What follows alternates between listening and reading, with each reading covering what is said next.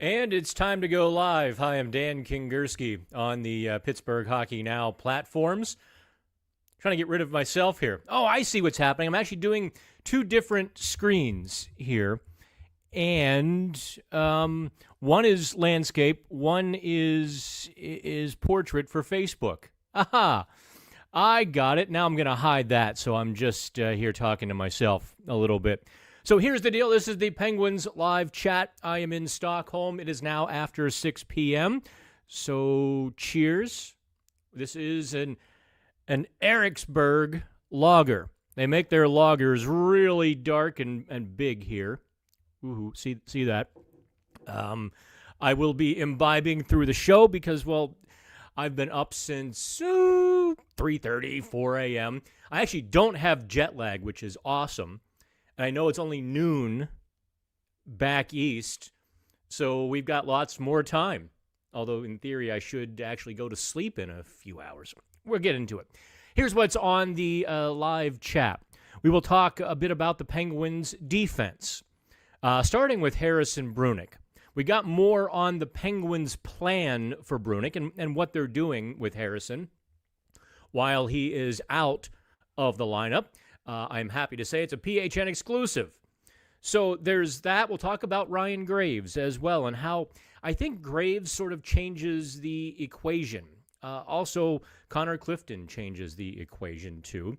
Erik Karlsson doesn't change any equations, at least in terms of personnel. Certainly changes the equation in terms of the Penguins' success. So since we're in Sweden, although Karlsson humorously pointed out, listen, reporters drive me nuts, probably more so than you, because they're my brethren and sisters, and they drive me nuts when they just get on like a micro topic and think the players want to talk about it. So Karlsson, gloriously in the press conference yesterday, since all of the Swedish media wanted to talk to Erik Karlsson, they bring him out to like the media room, and he's at the podium, and he's like, well, contrary to what a lot of the media think, not all people from Sweden live in Stockholm. So, yeah, I mean, people are like, oh, where should I go to dinner and all of this? And he's like, I'm not from Stockholm. He's like from 6 hours away. And, you know, it'd be like asking, you know, me for dinner recommendations in Los Angeles. I've been there. Anyway, so we'll talk about Erik Karlsson in relation to head coach Dan Muse. I think there's a bit to unpack there. Not just with Brunik, but also Karlsson. And the Penguins keep squandering these dominant performances. I'd say in 3 of the last 4 games, they certainly should have won. They won 1 of those. And they've lost 3, although the shootouts have not been their thing. And I know you're going to bring up Kris Letang. Maybe I should do that to Kris Letang first, because I know you're going there. I can feel it. So we're going to do all of that on the live chat. And I probably will burp at some point, too, because this beer is really good, but it's heavy. The question will be if I kind of, you know, burp in everyone's face or if I'm able to catch it in time. Here was dinner, or at least a snack to dinner. The Estella sour cream and onion chips. And Marabou chocolate. It's actually pretty good. The Schweizernot. Took me 10 minutes to open that chocolate bar. I kid you not. Then I remembered it's Switzerland that's famous for chocolate, not Sweden. And I also it's upset me. I won't be able to get to the Saab Museum in Trollhättan. That's like 4 hours away. It's literally on the other coast of Sweden. It's straight west of Stockholm. But, yeah, 4 hours away. And I love my Saabs. Okay, so let me get into... I know I brought up all those topics. Let's dive into the Erik Karlsson thing, or the Kris Letang. We're going to start with Kris Letang first. Before you get there, I'm going there. It's been a little bit frustrating for me, and I don't intend to insult anybody. It has been 60 years, just about, since Pittsburgh got an NHL team.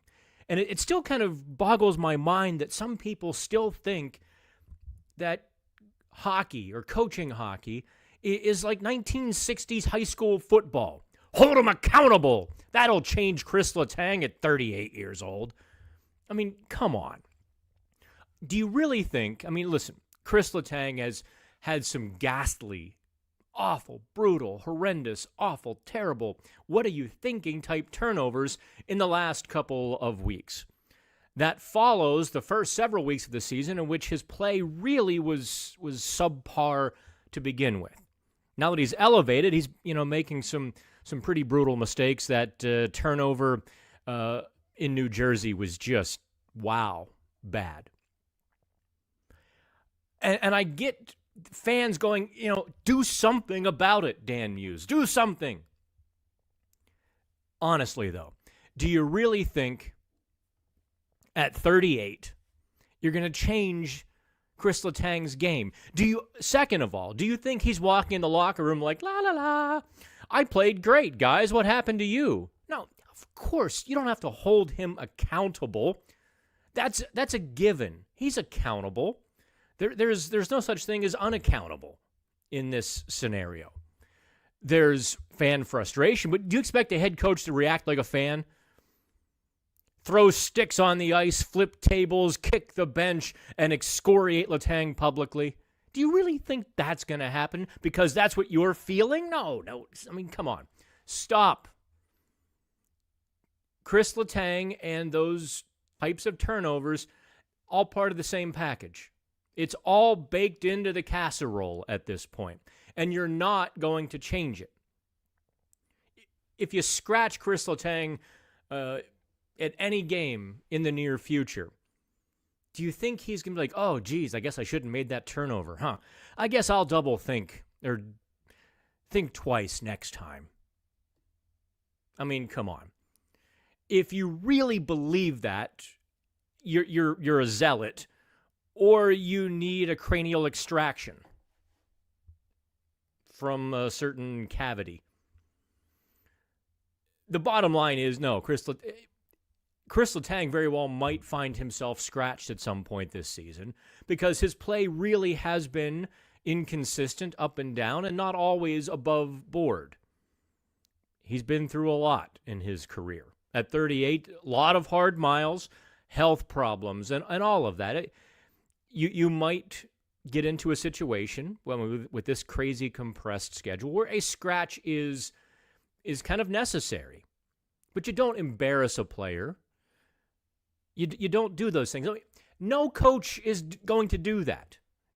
It's not because Dan Muse found Mike Sullivan's little diary or how-to manual in the desk. It's not like the Resolute desk with a little hidden compartment, that all the Penguins coaches share secretly. And it says, never scratch Kris Letang, don't hold him accountable, ! Come on now. Be a little bit, learn a little bit about the culture, the game, all of those sorts. And I made the comparison. Have you ever seen Erik Karlsson scratched? Noah Dobson, Brent Burns, who actually makes more turnovers than Erik Karlsson statistically, or they're about the same most years? No, you haven't. You don't see those high-flying defensemen, even when they're older, get scratched to hold them accountable. So that's my little Kris Letang diatribe and rant. So if I see that on Twitter, it's the fastest way to get muted.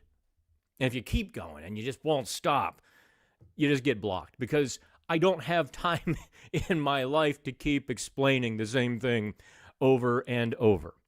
Yes, Kris Letang probably could be scratched because there's no longer the high-end play that buttresses the mistakes and some of the low-end play. At this point in his career, the high end, the ceiling, has come down quite a bit. I don't know if it's permanent. I don't know if, since he didn't play hockey for quite a while last season and into the summer, I don't know if he's still ramping up or warming up. And I haven't asked him, one, because, what's he going to say? Two, I don't think he would really know. If if there's another gear, I'm sure he would like to be back to a 60, 70-point defenseman, but I think that would be too difficult of a question to answer for him anyway. He's a contemplative sort, by the way. If you think he doesn't know he's made some mistakes, then you're kind of being a bit obtuse about the situation. So that's the Kris Letang deal. I will get to some of your questions. Let's talk about Erik Karlsson as well. I could have sworn I talked to Erik Karlsson about Dan Muse's system. Although when I went to write the story today, I searched through all of my recordings, video, audio, deleted files, everything. I couldn't find it. So it must have been when I wandered over for just one of those sorts of casual chats. But I did talk to Ryan Graves about Dan Muse's system. That was actually on the, recorded and on the record. And it's like, oh, okay, maybe I, got them a little bit mixed up. But what Graves actually shocked me when he was like, well, in Dan Muse's system, we have more latitude, more skating. They don't want us to be at this spot or that spot. And I always kind of thought Mike Sullivan's system was hard on the defensemen because they did have to be, moving around, certainly much more than other systems. And I always think of Bruce Cassidy's system, which literally put like 2 gargoyles by the net, and they kept it clean. That's one of the reasons they won the Stanley Cup in 23, because it just fit their team and system, it just all fit perfectly. So to hear Graves say how much more skating latitude there was interesting. And it does, I saw the Driz here. He was waiting for me today. I know it's noon or 12:20 back east.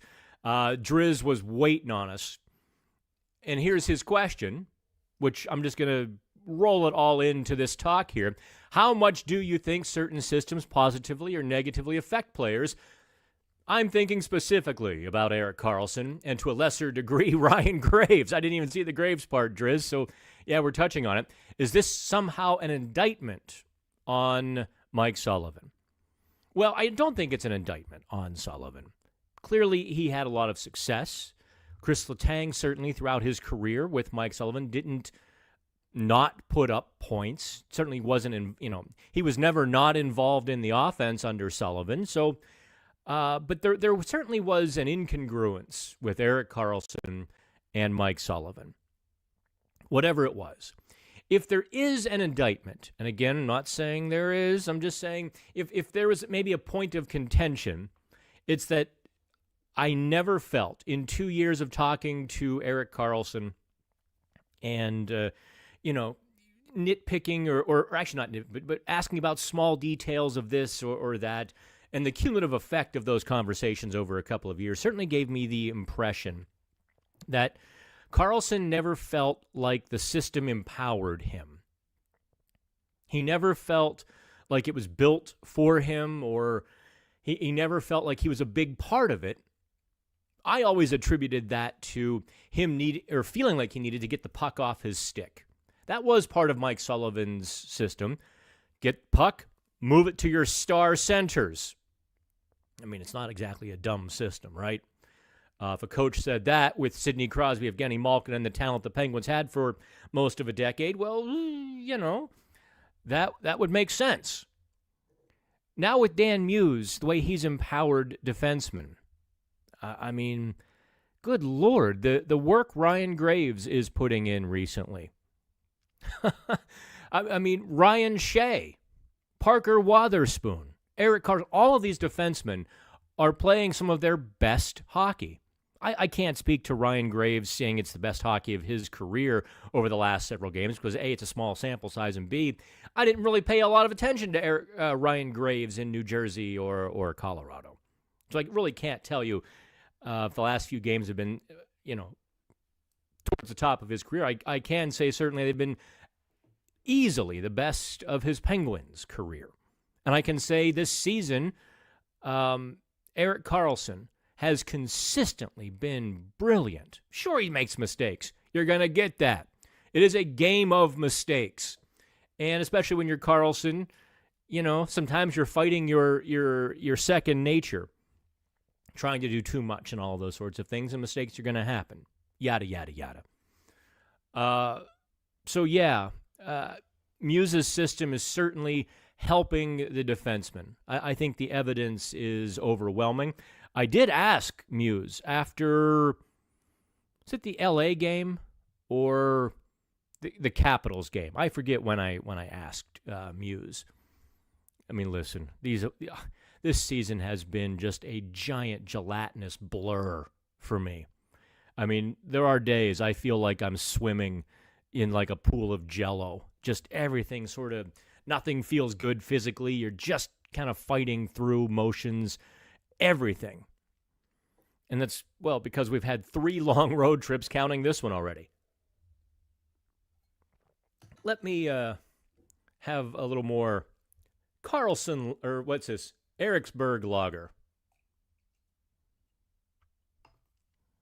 So, cheers, Jens. The schedule hasn't been easy and all of that, but Carlson has been crisp. And, when I asked Muse, he's like, well, yeah, I mean, he kind of gave me the, duh answer, but it was one Mike Sullivan always seemed to not want to give. And so it's kind of funny, maybe a dichotomy of the coaches.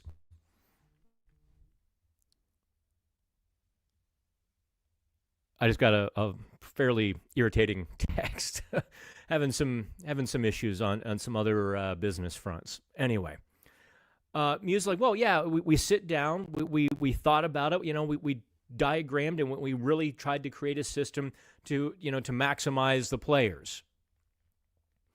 And I was kind of asking about Erik Karlsson. He gave me the generic answer, but it certainly, I think, is true. They had to take into account Erik Karlsson, and let's be honest, how irrelevant he has at times been with the Penguins, how disappointing or how bad he's been.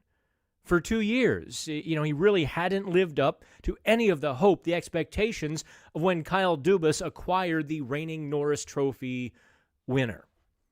Now, all of a sudden, I'm going to tell you, I don't think he will beat Quinn Hughes or Cale Makar for the Norris. But I'm starting to think he gets in that conversation again. He's been that good, actually. Starting to think, he's like at the back end of my 5 voting.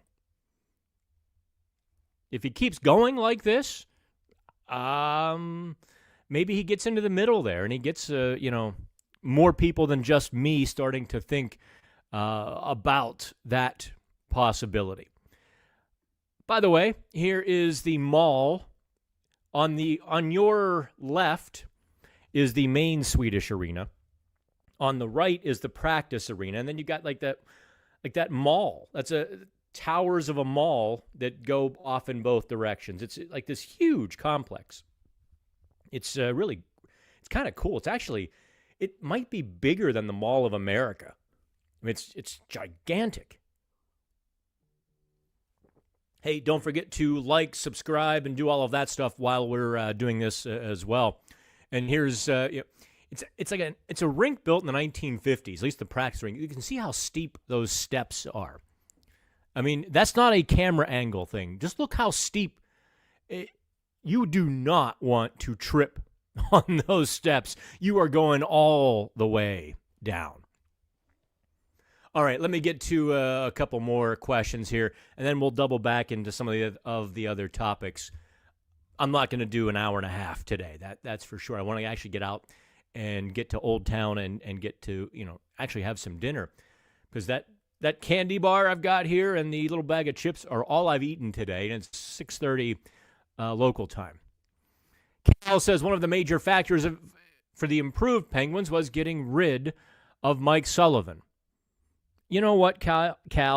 I don't think you're wrong. I don't necessarily hold the vitriol that fans hold, although personally I can't say that I got along with Sullivan very well last season. I felt like he was, I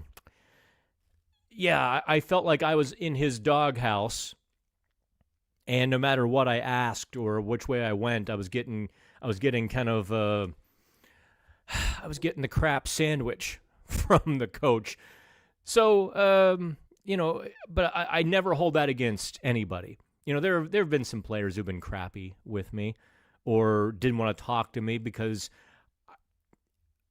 I ask some hard questions sometimes, and I don't hold that against anybody in my analysis. You can be the worst human being to me.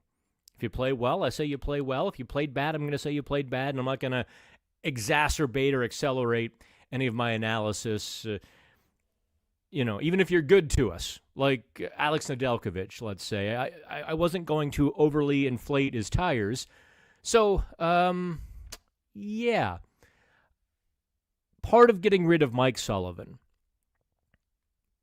and the players have indirectly talked about this, is now everyone's coming to the rink dialed in, trying to learn the system, kind of enthused. It's something new, and it's not something that is distasteful. They're seeing how it benefits and impacts them, and there is a new voice. There's a guy who's at the rink all day long, willing to watch video with them, willing to break down differences and nuances that, go well beyond the basics. Now, Mike Sullivan, widely regarded as one of the best tactical coaches and a motivator, so take nothing away from him. But it's just different, and I think Muse really dialed into the team when he created the system. I think it's perfectly aligned for the roster. And it doesn't hurt. You got all this new blood on the roster, too. So not only does that new blood come in with the new blood at the top, so you've got just kind of a washing away of 3 seasons of failure. You put a guy like Justin Brazeau in a position to succeed, well, that, it only empowers more people. And I think there was just an enthusiasm from the early success that multiplied. So Cal also follows up, hey, Dan, chug a few more brewskis and this chat will be a hoot. Oh, you have no idea. Although these heavy lagers, I don't get impaired. I get foggy. Like IPAs and heavy lagers. IPAs give me an awful headache, so I can't drink those. But like these heavy lagers, I love. But it's just like I don't get drunk, unfortunately. I get foggy.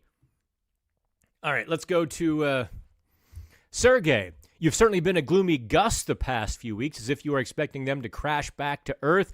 Yeah, it's not always pretty. Just enjoy it, man. Listen, I give it to you straight. They played really well in some games and lost, and they played terribly in one. What do you want me to say? I am not a fan. It's not my job to enjoy wins and losses. It's my job to tell you the wins and losses, the why, how, what, where, and really dig into it. I'm not a YouTuber. I'm not an influencer. I'm not a fanboy. My job is actually to report and to analyze on this stuff. All right, Drizzy. Is Letang still one of the best 6 defensemen? Isn't he and Dumba sort of the same or similar players? Sit him down and call it load management. I do think that's a possibility sooner than later. I really do. And it would be, I think, I'm sure it'd be a tough conversation. And Dan Muse would have to be out in front of it. Quite frankly, they might do well to just say Kris Letang is day-to-day if they have a bit of a break in the schedule and play Dumba so it doesn't come off as a healthy scratch. Save face all around. I'm not gonna say Letang isn't one of the best 6 defensemen because he is better than Matt Dumba probably, but yeah, he could use a break.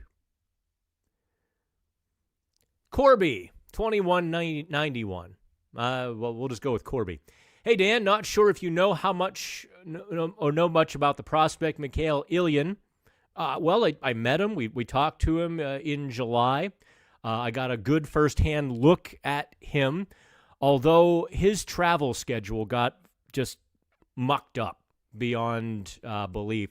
So he arrived at rookie camp a day late, jet-lagged, exhausted, just kind of beat up from the entire experience.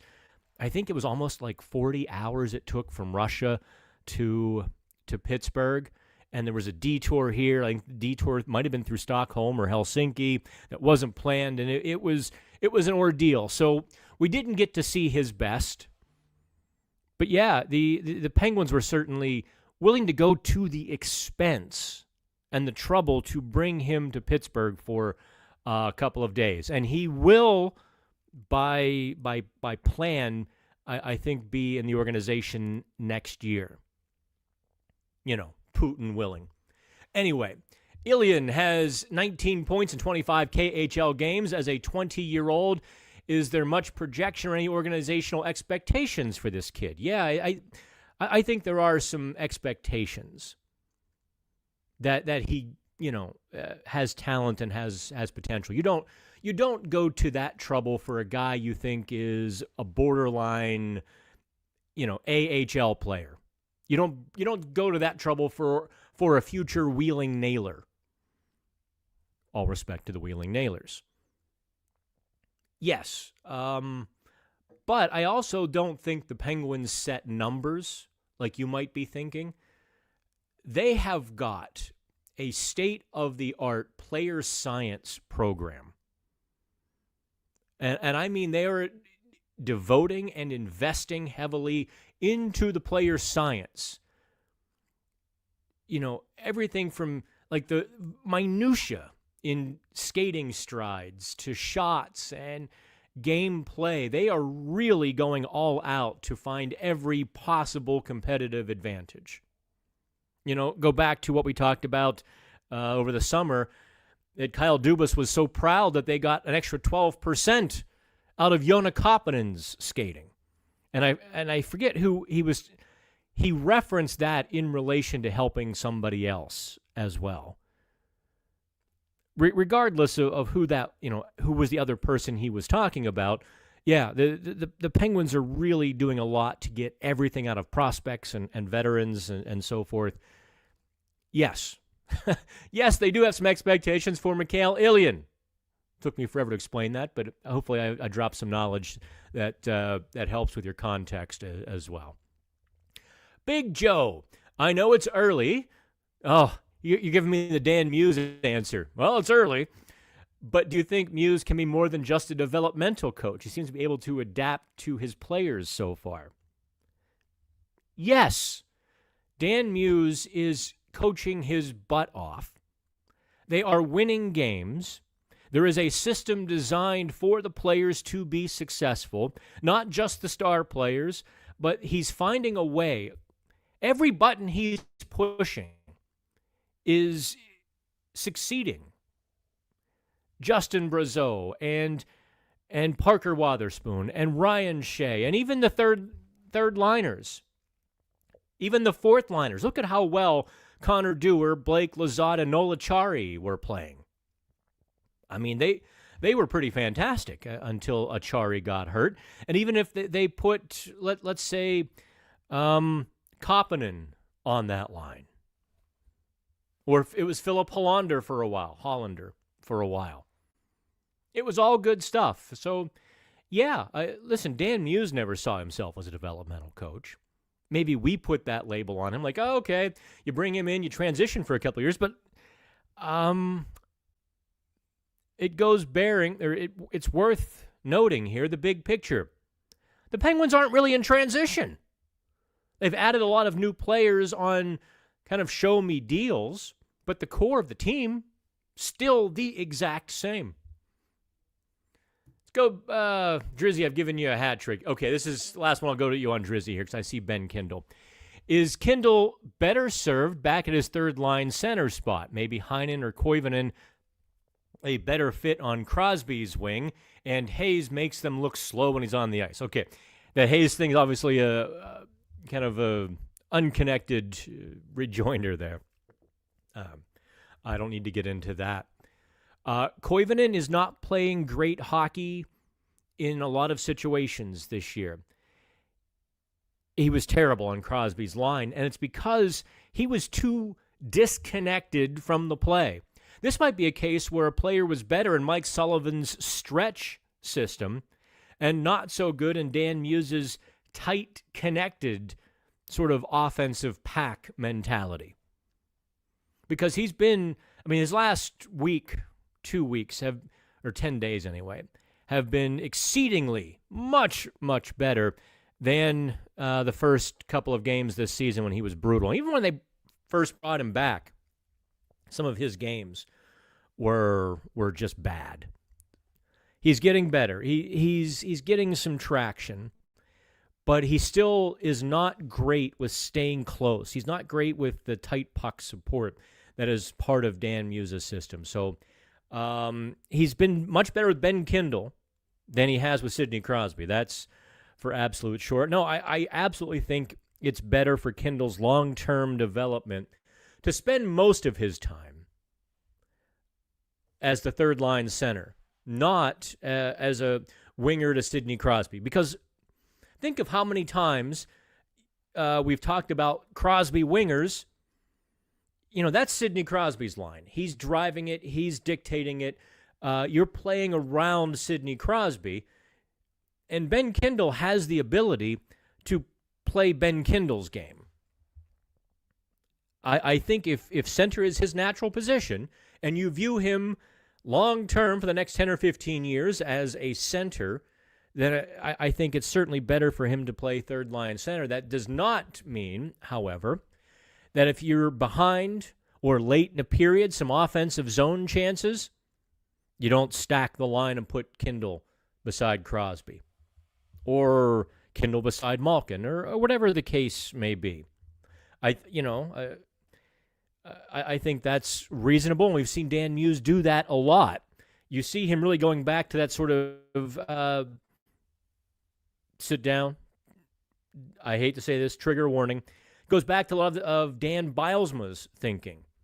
Just to jumpstart the team in the middle of a period, you'd see the two-headed monster. Well, you can do the same thing with Ben Kindle, make it a three-headed monster, and do all of those sorts of fun things when you're jumpstarting the team. Muse really likes, especially in the second period. There always seems to be a bit of a lull in the middle of the game, at which point Muse has become fond of juggling his lines for like 2 shifts, and that's it. So, you can get Kindle some time with Crosby and more offensive opportunities in those ways while still letting him grasp the NHL game at center. I shudder to think how good he's going to be when he learns even more. This kid is a sponge already. All right, let's go to John. What's it say? John D. Dowski. Hey, Dan. Hair looks great today. What little I've got left, I suppose. I was wondering, do I ever get to know how players feel when they get sent down? Yes. How do they stop from feeling too down? You know what?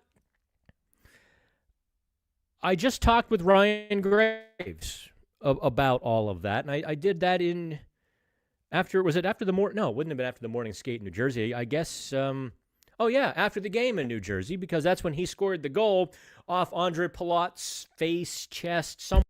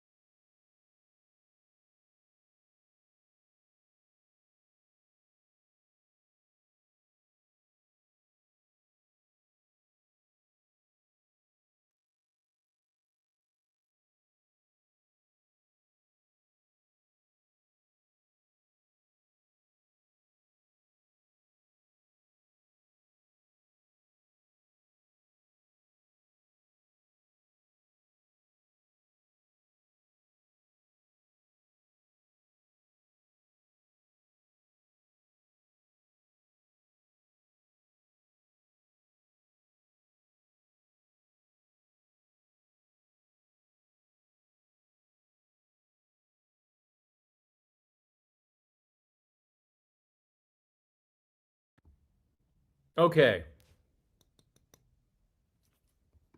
Check, check, check. Still none.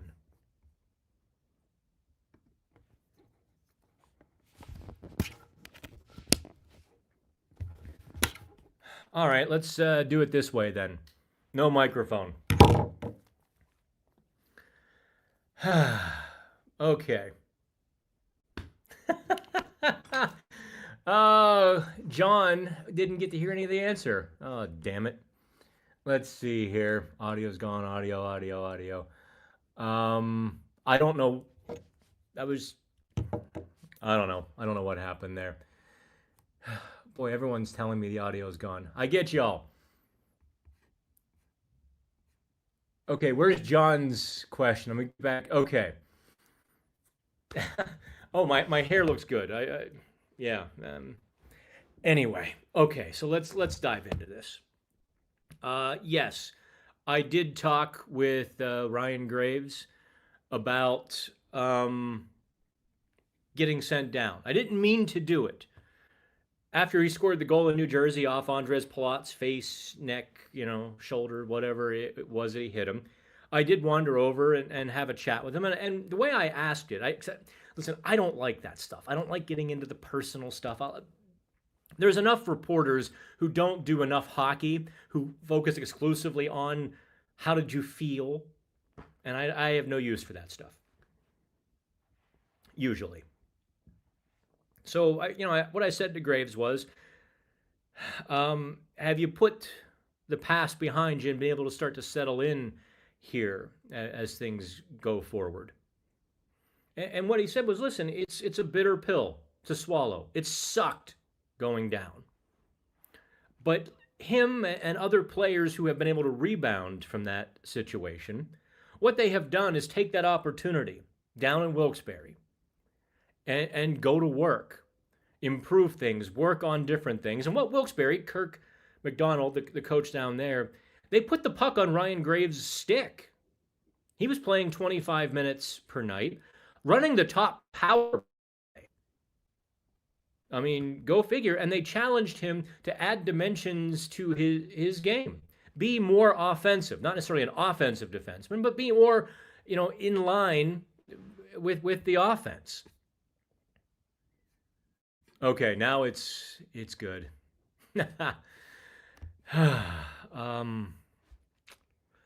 So anyway, yeah. He comes back, does Ryan Graves. I mean, he took advantage of all that game time. He actually is building some confidence with his game and the extra layer. Think of how much better. I can't say that this is the best hockey of his life the last handful of games because, well, first of all, it's a small sample size. Second of all, I'm not that familiar with how he played in New Jersey and Colorado. I just didn't have that much reason to pay attention. And he's sort of, he's a second, third pair defenseman whose job was to be defensive. Anywho, it was against LA as well. He kind of moonwalks the blue line and creates a shooting lane, blasts a shot to the net. Ville Koivunen, I think, or maybe it was Blake Lizotte, whoever it was, gets the rebound. And the LA Kings sort of scramble and the defense is, broken down. The Penguins have sustained offensive zone pressure because Graves made that one little play very wisely and intelligently. So, yeah, he did what was necessary. Tristan Jarry did what was necessary down in Wilkes-Barre. It's like you or me going to work. And, come Friday afternoon, the Turk comes for you and says, hey, we need to talk. Step into my office. And you're like, uh-oh. And you hear those wonderful lines. Listen, it's not personal. The company's making some changes. We're going in a different direction. Your position is being eliminated, or your services are no longer required. This person will take care of your severance check if there is one, and so on and so forth. Your world gets flipped upside down in 2 minutes. That pit in your stomach. Yeah, the hockey players go through the same thing. in Ryan Graves' case, yeah, his paychecks kept coming. But the funny thing is, hockey players are entirely disconnected from their paychecks. Yeah, when they sign the deal, it's a status symbol. It's a confidence. Here's where I am in the pecking order. But I mean, I don't think these guys understand how much money they make. I just I just don't. Uh, you don't see Ferraris and Lamborghinis rolling into the arena. Rarely. The only Penguins player that had a sports car that I can think of in recent memory. Malkin might still have a Porsche, but Kasperi Kapanen had the Aston Martin, and those things don't come cheap. Okay. Otherwise, you see responsible cars that, befitting of somebody who has a nice income but not stupid wealthy.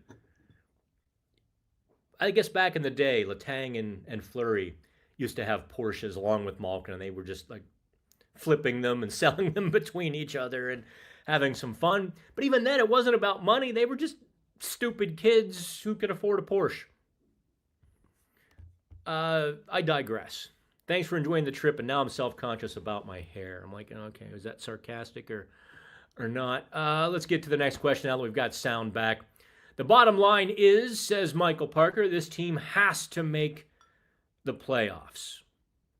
Well, I don't know that they have to. I think you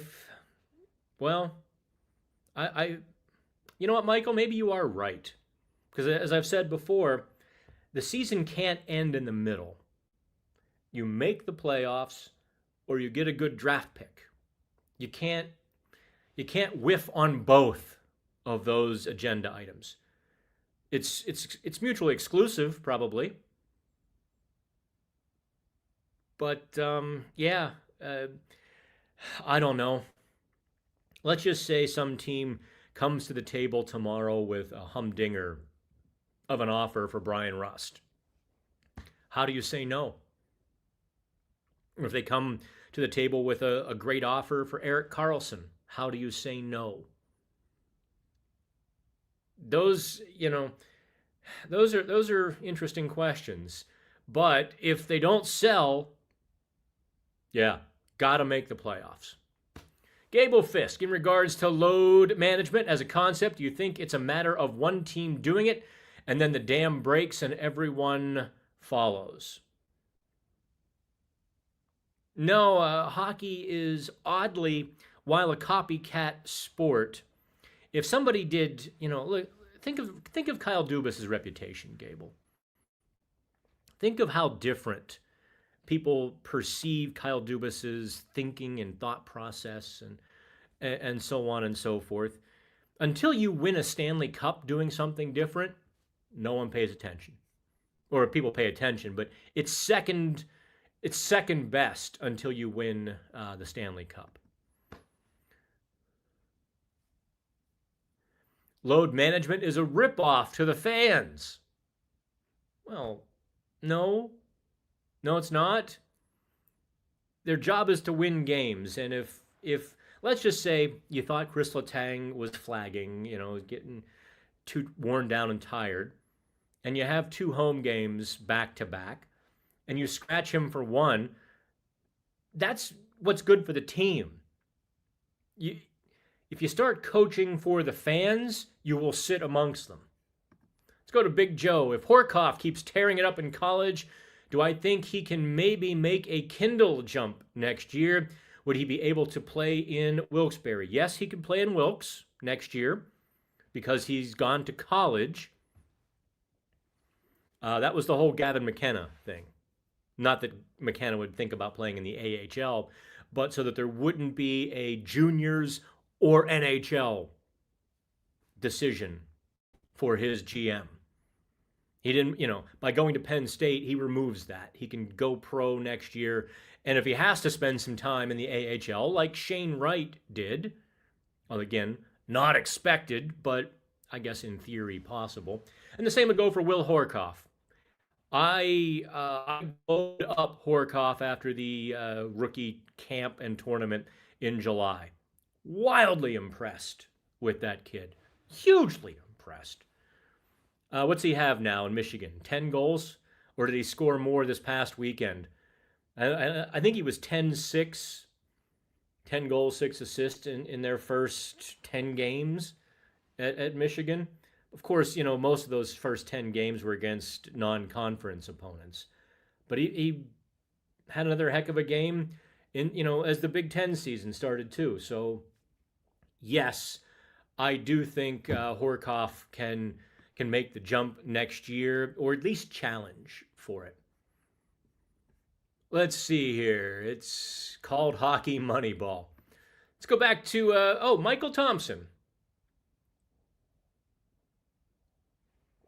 Hey, Dan, how are you? Oh, I'm just peachy. Can't believe I would ever say this, but this team misses Cookie. That fourth line without him just isn't the same. But to be fair, Lizotte and Dewar are still playing great. To be fair, yes. It's almost like someone kept telling you that Noel Acciari had a role on this team. It's almost like someone kept telling you that. I don't know who would have kept telling you that Noel Acciari was an NHL player. Yeah, he was beaten up and he was slowing down a bit, but he looked really good, and he's got that spry step back. And that fourth line rather, actually became the third line in a lot of games. If you look at the Penguins' ice time, that fourth line, especially with the lead, sometimes plays 15 minutes a night, not the 8 or 9 that they have in previous seasons. Zachary, Muse was definitely underrated. I saw him as Dubas's guy when the team was to be competitive. I got really excited. Did not see much of a positive to the start, though. Wait, what? I saw him. I don't know what you're kind of on the dark side of the moon there with me, Zachary. I will say, actually, you know what? I'll tell you a story. I'll settle in, kids. I'm going to tell you all a story. Dan Muse, when he got hired, and this is kind of back channel stuff.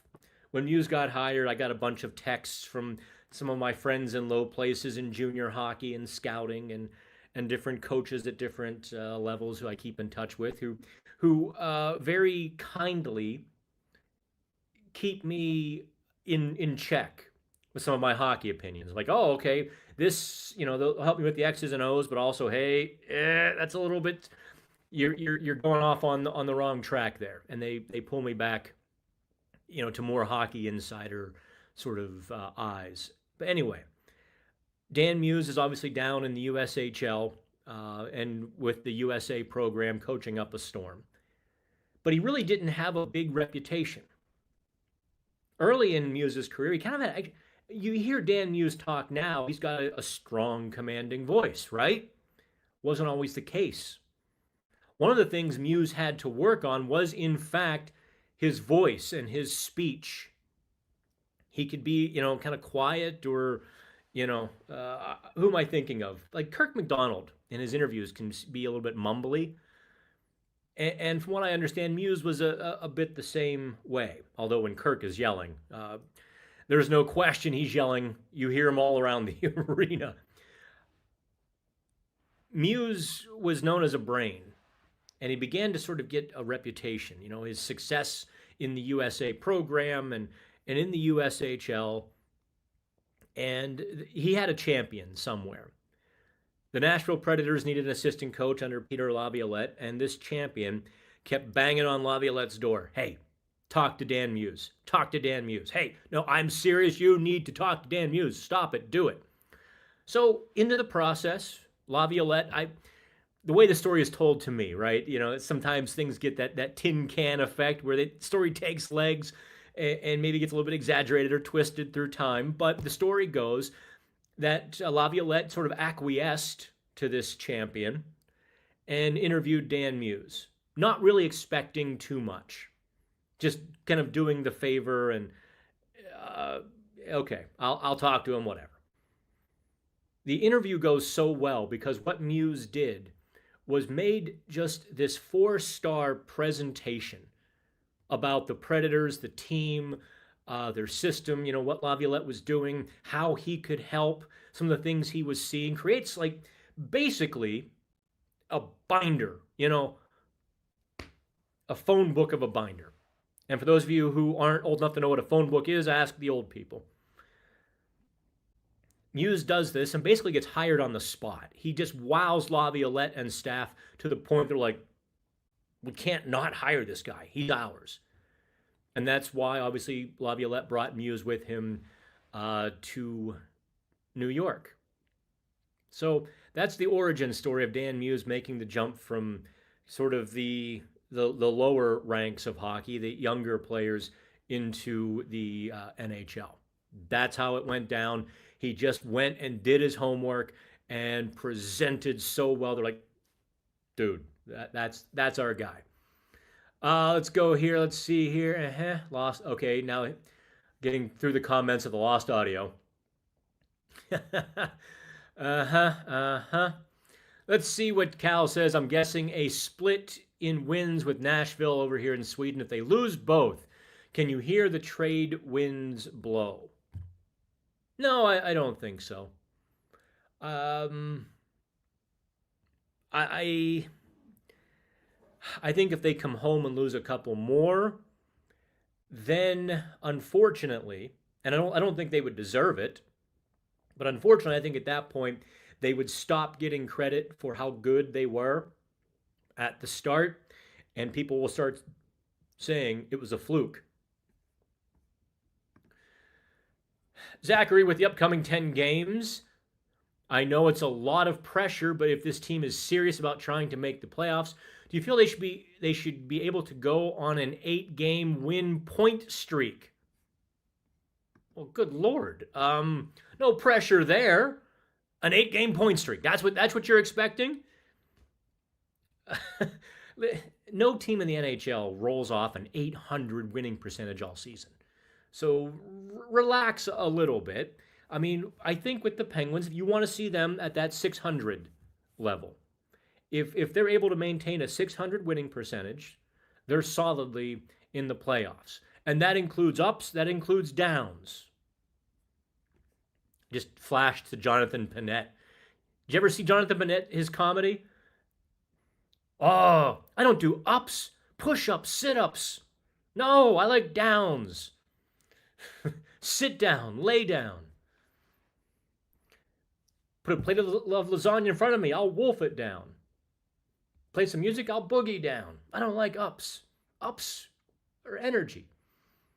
Jonathan Panette was the very large comic who did the famous Chinese buffet sketch. You here 4 hour?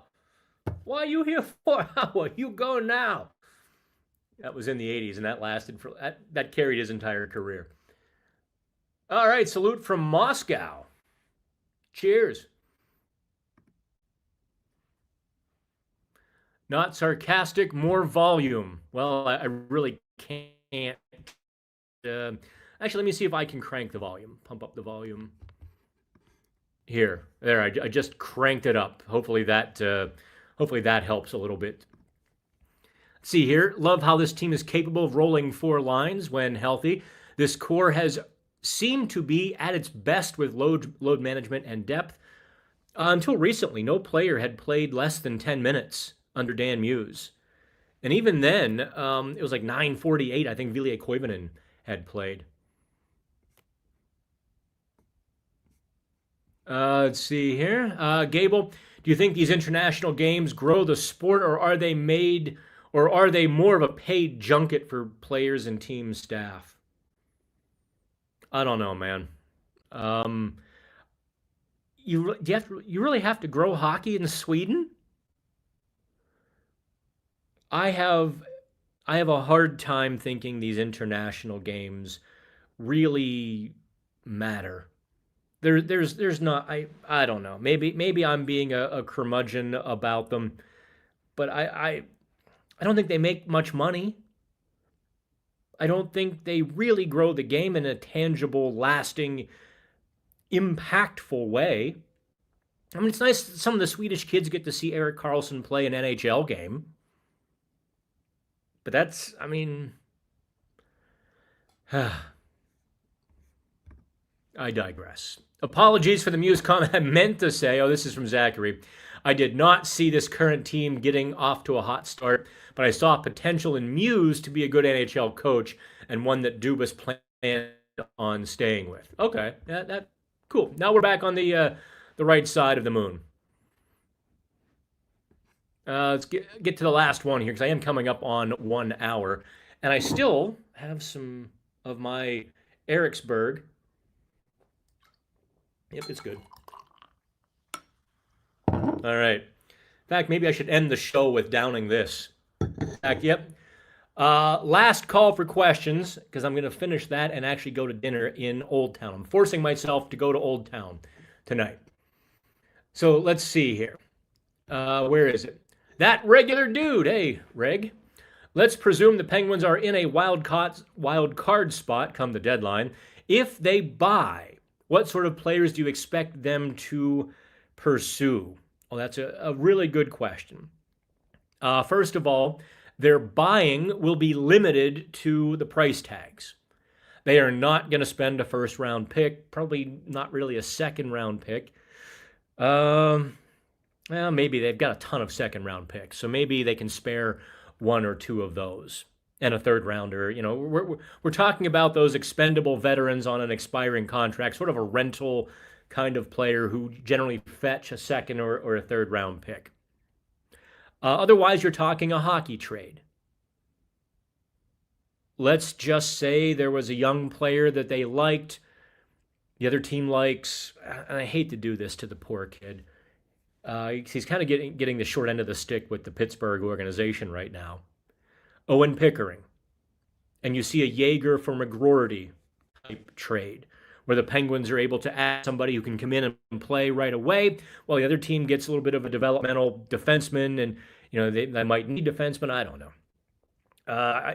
You're not getting a whole lot because Kyle Dubas would be foolish to part with future assets right now. You're just not going to part with a first-round pick to bring in somebody great. The Capitals didn't do that. I mean, think about how the Capitals quickly rebounded, and that's because they kept their first-round picks. You've got some good young players in the Capitals lineup like Connor McMichael who come in and fill valuable roles at very small entry-level salaries. Alexei Protas and so on and so forth. You've got these kids. So Dubas is not going to sacrifice, let's just say, once again, Owen Pickering in exchange for a veteran rental. Ain't happening. So from that standpoint, what they're acquiring would be very specific needs. Maybe a reclamation veteran who's having a bad year that they think, okay, maybe we can sit him down for a week, or maybe we can fix this or fix that in the next few weeks and get him ready to get us into the playoffs. And you're sort of thinking along those lines. How about this? A Bill Guerin type, a Jeff Carter type of acquisition. And Zachary says, any standouts in the practice shootout? Actually, and I tried to explain this in writing. No one saw the shootout. The NHL, because those two rinks I showed you here. Let me put this back on the screen so you kind of understand. We're in the rink on the right. The media availability and the press conferences were in the rink on the left. So the NHL was saying, hey, listen, here's the deal. Because the NHL is running this, not the Penguins, not the Predators. The NHL PR people, and it wasn't their fault, really. They said, okay, as soon as practice is over, we are opening the locker room immediately, very quickly. So as soon as this practice is over, scurry over, because first of all, we also had to get through security in the second building. Why, I have no idea. But we had to go through security in the first building and then the second building. Like what am I gonna pick up in the 15 feet I walk across the street? I digress. So the Penguins end practice and they start their circle stretching. You know, they're all in the circle stretching. So the NHLPR is like, go, everyone go. So we all empty out, kind of hustle over to the next arena, get down into the Penguins locker room or outside the Penguins locker room, only to realize that they didn't end practice. They kept going, and that's when they had the shootout practice. So nobody knows. All that I know about the shootout stuff was that Ryan Graves took a slap shot. I think he missed high, or Artie Sheloff's made a shoulder save. That was all I was really able to glean from it. So no one saw it. I can't tell you. My colleagues can't tell you. It wasn't like somebody stayed behind to watch because we were all like, go, go, go. Oh, okay. I'm going to take this one just because it's a pet peeve of mine. Stop saying this. Stop it. Stop it. I don't understand. See, right there. You've already lost. I don't understand why Muse didn't pull Sheloffs from Murashov in the shootout against Jersey. Clearly, Sheloffs can't stop a beach ball in the shootout. See, you're right. You are absolutely right. IR3K. You're right that you don't understand. Here's why. First of all, you've got a cold goalie sitting there for 3 hours with a baseball cap on. You're going to throw him into the shootout?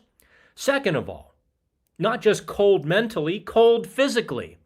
You can't, they don't stop the game so that a new goalie can go warm up in the shootout or even overtime. They don't stop you don't get, this isn't baseball where the relief pitcher has a bullpen or gets to throw a few pitches off the mound. The goalie, when they make the goalie change, he comes in and that's it. You have to be ready. So the injury risk is high. I saw some people trying to contradict me on that last week, and I was just like, no. So you've got a cold goalie, mentally, physically.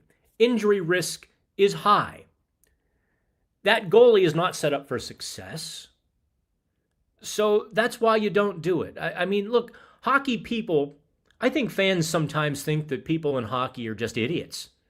Or I guess all sports. If you're a coach, you are automatically the dumbest person in the room. If only you could know what the fans knew, life would be so much easier, yeah? Sometimes they actually get it right. Okay, kids, here we go. Was it Ziggy Zaki, oi, oi, oi. All right. I appreciate you all, and I will see you at dinner.